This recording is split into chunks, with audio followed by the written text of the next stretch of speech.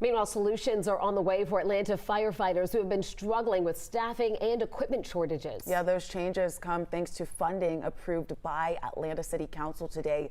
11 Alive's Joe Ripley joining us live from City Hall. So, Joe, you spoke with firefighters impacted by this equipment shortfall.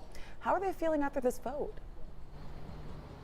Well, they feel relieved and they feel heard. After years of shortfalls, Atlanta firefighters will soon get millions of dollars in life-saving equipment.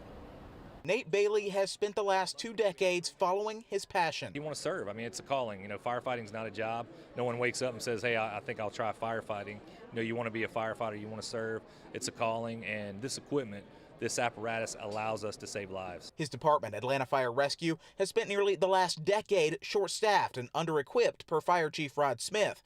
Just 2 weeks ago, Smith said 25% of the engines were not running. Another 17 trucks were out of service. Our call volume was around 50,000 calls in 2005. We're upwards of 90,000 calls a year for our department.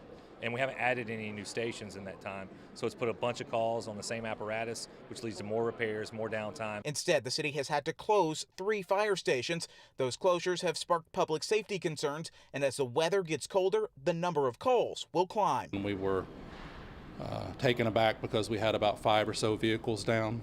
That is quadrupled now. We have had days where we have 18 plus fire engines or trucks down across the city.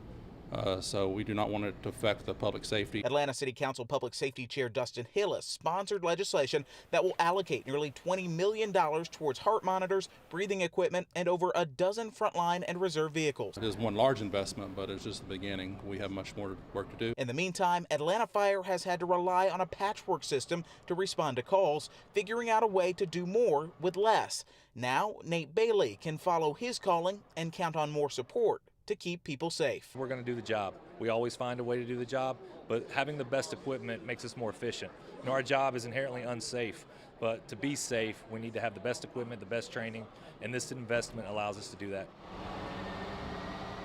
And despite today's approved funding, it could take a while, according to Councilman Dustin Hillis, to see that money turn into actual equipment and new trucks. I'll have more on that timeline, when we could expect that to happen, ahead at 6.